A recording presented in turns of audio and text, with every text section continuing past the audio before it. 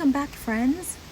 I wanted to show you what was going on outside while I'm recording this video, part 2 for you. Lots of rain, lots of wind, and so when I record it, I'm going to have to do the voiceover.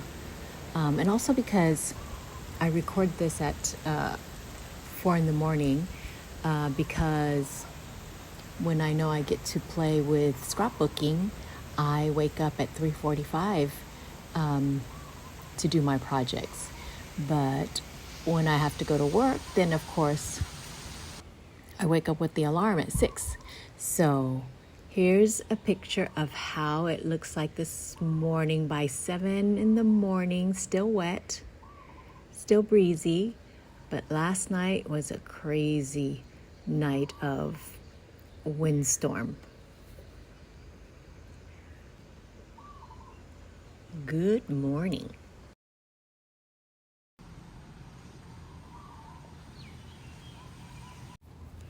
Okay, let's get back to organizing.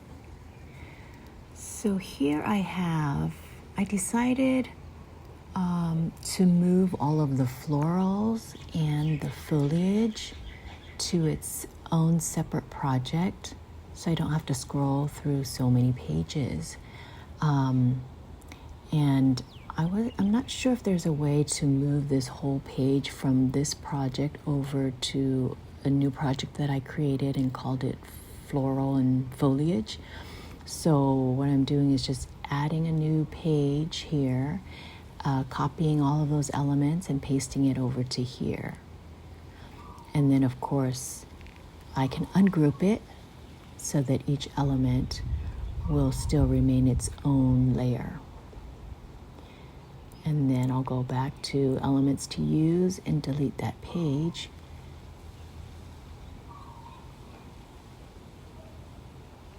And you can see here I ungrouped it so I can move things around, resize it if I need to.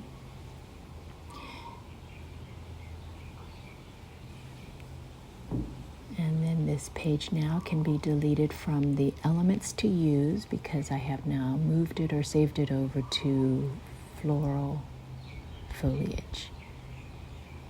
So I'm going to do the same with a few more pages and then we'll move on.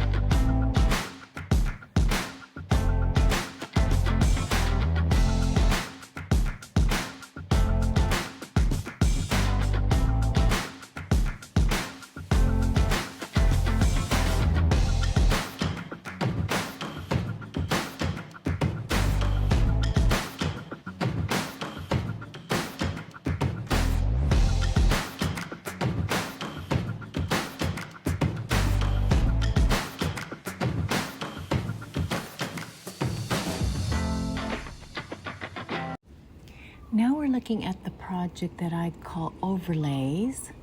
And as you can see, I have several pages. Looks like 25 or is it 30 pages? I can't see. My screen is so small. But for this particular one here that I'm opening up, so I was trying to create what would look like inking the edges of something.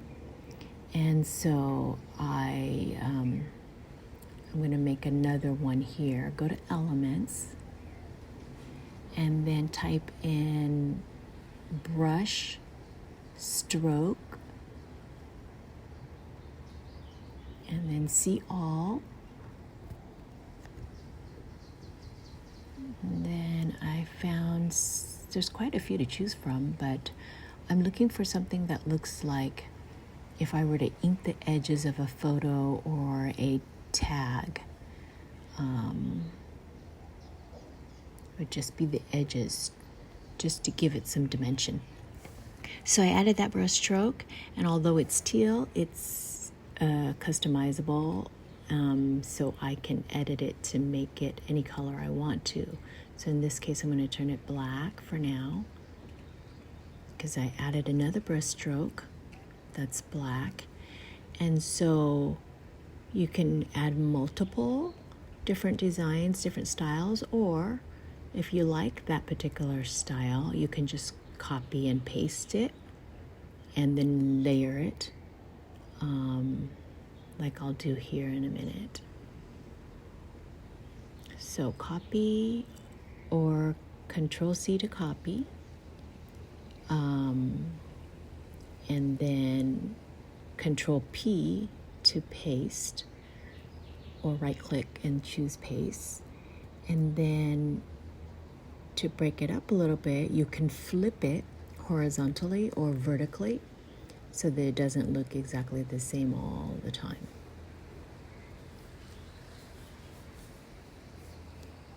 So I'm just going to keep working and adding it to the edges, and then I will show you what this edge will look like on a photograph in a little bit.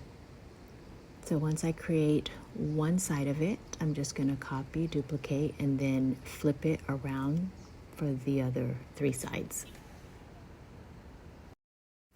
And of course, Canva has already made edges for us to use. Sometimes they're called grunge. But in this case, I am using the Pro version. I'm doing the 30-day trial. And so I'm able to use some of those premium content. So in this case,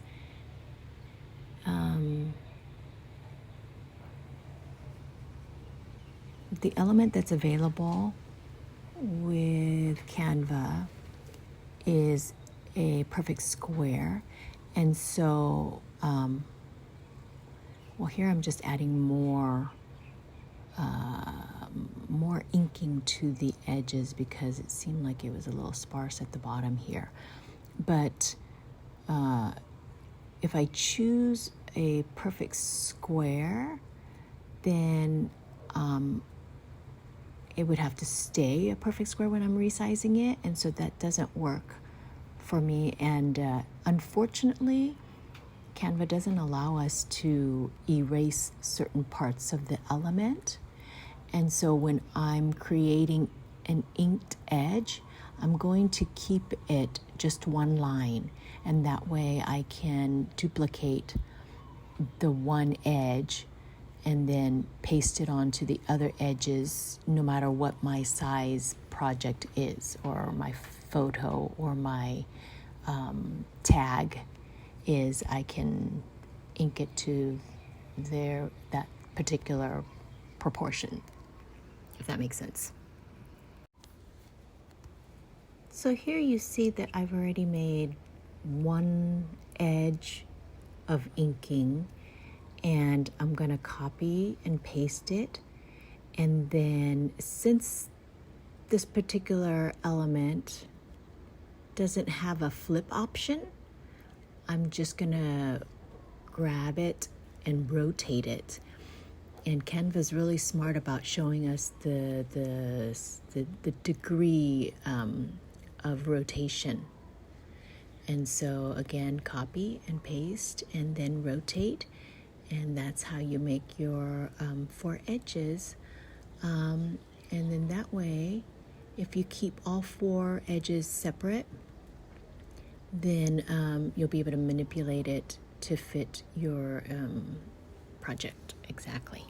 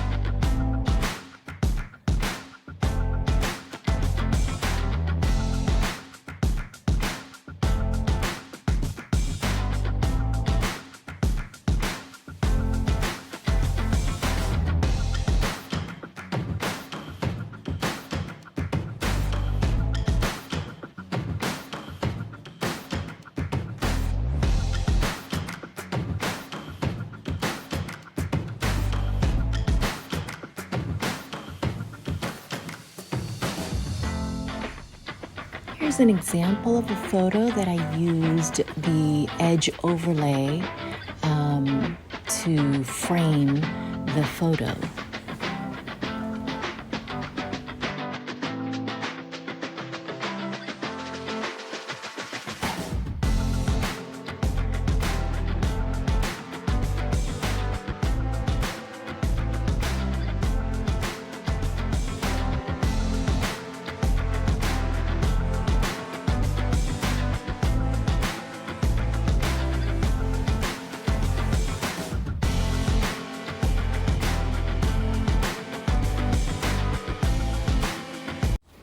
Okay, so now we move on to the project that I created entitled Floral Designer 12 by 12 papers. Because I'm using the Canva Pro 30-day trial, I'm able to use the premium content. And so I created all these pages of all these beautiful designs. And now I'm going to remove all of the text. I'll probably save, I guess that's what I'm doing. I'm saving the text into my word art project for future use. And then once I remove all the text from the Floral Designer papers, I'm going to download the papers so that I have them as digital 12 by 12 scrapbook papers to use as my background papers or future projects. So that's what I'm doing. I'm going to remove all of the text and then we'll download them, and it'll download in a zip file, and then we'll save it on our computer and then upload it to Canva so that we can use it in future projects.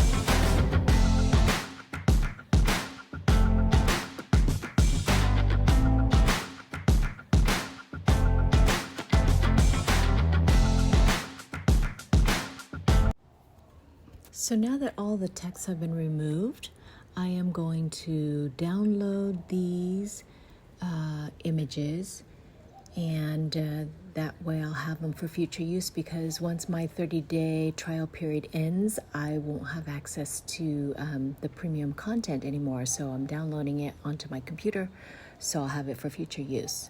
And as I'm recording this, the recorder doesn't record the windows, so you're not able to see me open the zip file and then copy those files into a folder and then upload to Canva. So now that my digital papers have been uploaded to Canva, I can now insert my image into a 12 by 12 canvas, resize it, and now I have digital scrapbook papers to use. Awesome, huh? So pretty.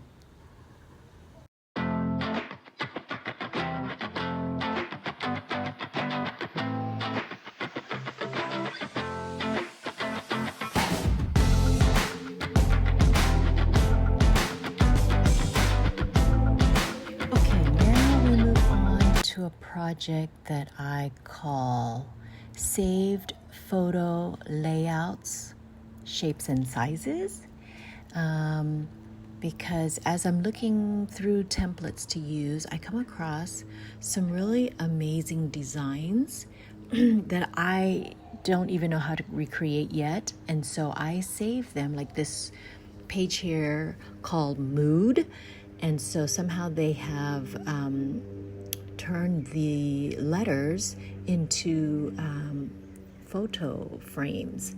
So all you have to do is drag your photo into the letter, and it cuts the photo out in the shape of the letter. And so I'm going to figure out how to do this myself so that I can create my own letters to customize my own word. But in the meantime, I thought it was a great idea. I'm going to save it so that I know to go back and recreate something like this. So the drag and drop feature is so amazing. And I'm just playing around with what photos I can put into the letters to create a mood.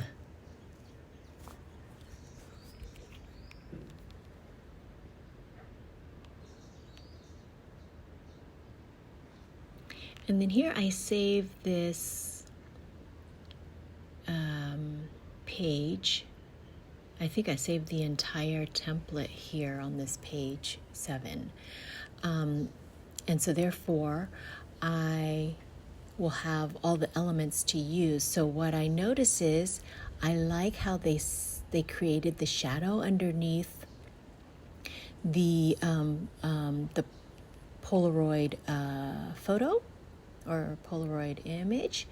And so I'm copying that shadow and adding it to another picture here, so that when I want to go and reuse this Polaroid frame, I will have it. So you can see here the before and after. The shadow adds a lot of dimension and realistic aspect to the photo. So I really love shadowing elements.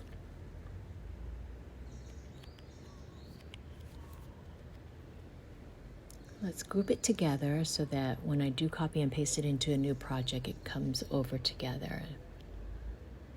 So here I've saved a lot of different elements that I've come across, and that way it saves me from searching for it again when I want to use it, because that's going to take a lot of time to go searching for the exact element. And so it's nice to have it in one place.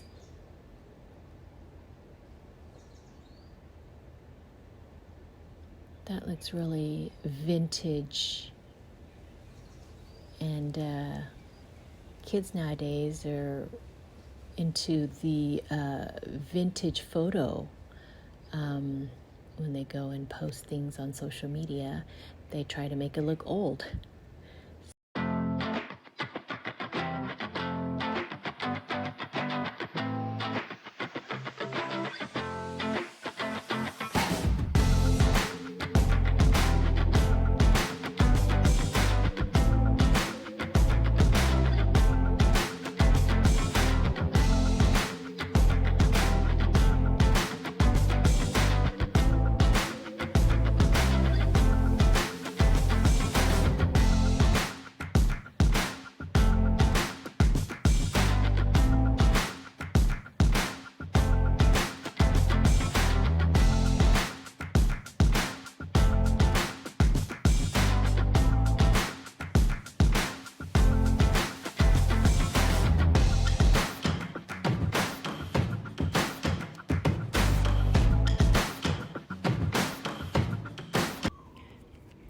Okay, so that's it. We have seen all of the different categories that I have created. I'm sure in the future I'm going to find more categories to add.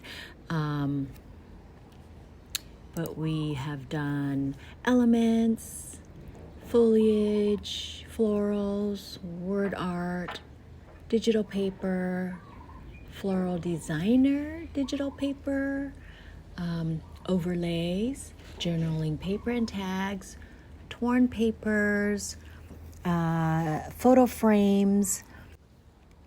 So if you found this video helpful, please like, comment, subscribe, and share to help me reach my goal of 1,000 subscribers. Please watch my other videos for more tips, tricks, and inspiration. See you in the next video. Thank you so much, and God bless.